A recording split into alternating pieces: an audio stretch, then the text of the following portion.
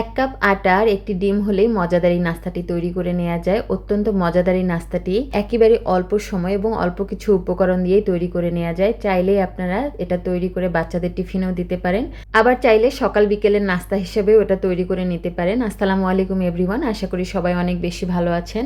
নাস্তাটি তৈরির জন্য এখানে একটা রুম টেম্পারেচারের ডিম ভেঙে নিয়েছি। এরপর এখানে দিয়ে দিচ্ছি 2 টেবিল চামচ পেঁয়াজ কুচি, 1 টেবিল চামচ কাঁচামরিচ কুচি, হাফ কাপ গাজর, 2 টেবিল চামচ ধনিয়া পাতা কুচি। আপনারা চাইলে এখানে আরও সবজি অ্যাড করতে পারেন।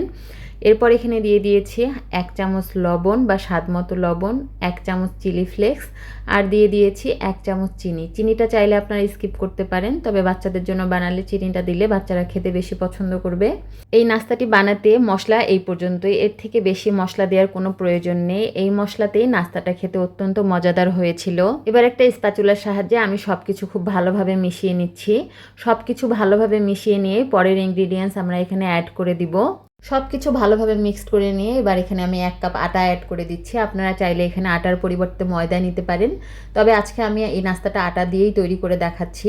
এবার পরিমাণ মতো দুধ মিশিয়ে একটা নরম ডো আমরা তৈরি করে নিব। এখানে হচ্ছে আমার 2 টেবিল চামচ দুধ লেগেছে। দুধটা নর্মাল টেম্পারেচারে আছে।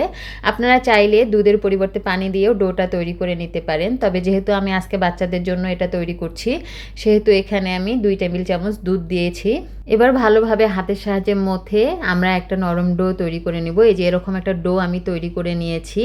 ডোটা তৈরি হয়ে গেলে সরাসরি এবার নাস্তাটি আমরা তৈরি করে নিব। তো তার জন্য একটা শুকনো পিঁড়িতে আমি কিছুটা শুকনা ময়দা নিয়ে এখানে ডোটা দিয়ে এই যে এরকম হাত দিয়ে চেপে চেপে একটা রুটির মতো শেপ দিয়ে নিচ্ছি। ডোটা যেহেতু আমরা খুব সফট করে তৈরি করেছি সেক্ষেত্রে আর বেলনের প্রয়োজন হবে না, হাত দিয়েই চেপে চেপে সুন্দরভাবে এরকম রুটির শেপ দিয়ে নিয়েছি। এবার একটা চাকুতে শুকনা ময়দা লাগিয়ে নিয়ে আমি নাস্তাটা কেটে নিচ্ছি। চাকুতে যদি আপনারা শুকনা ময়দা লাগিয়ে নাস্তাটি কাটেন সেক্ষেত্রে আর চাকুতে এটা আটকাবে না। তো আমি আজকে নাস্তাটা পিৎজার শেপে কেটে নিয়েছি, তাহলে বাচ্চারা আগ্রহ নিয়ে খাবে। এবার একটা প্যানে আমি তেল বসিয়ে দিয়েছি। তেলটা কিন্তু খুব বেশি গরম না, হালকা গরম তেলে আমি নাস্তাগুলো ছেড়ে দিচ্ছি। যেহেতু নাস্তাটা একটু ভারী তৈরি হয়েছে, আমরা যদি বেশি গরম তেলে নাস্তাটা ফ্রাই করি সেক্ষেত্রে দেখা যাবে যে নাস্তাটা উপরে কালার চলে এসেছে, ভেতরে কুক হয়নি। এজন্য আমাদের হালকা গরম তেলে লো মিডিয়াম আছে নাস্তাটা 5 থেকে 7 মিনিট ধরে ভেজে তুলে নিতে হবে। নাস্তাটার এক সাইডে যখন এরকম গোল্ডেন কালার চলে এসেছে তখন আমি আর একটা সাইড উল্টে দিয়েছি। এরকম উল্টে পাল্টে কিন্তু নাস্তাটা আমাদের গোল্ডেন ব্রাউন করে ভেজে নিতে হবে। যখন নাস্তার 2 সাইডে এরকম গোল্ডেন ব্রাউন কালার চলে এসেছে তখন আমি নাস্তাগুলো তুলে নিচ্ছি। আশা করি আজকের রেসিপিও আমি আপনাদের সামনে খুব সহজভাবে উপস্থাপন করতে পেরেছি।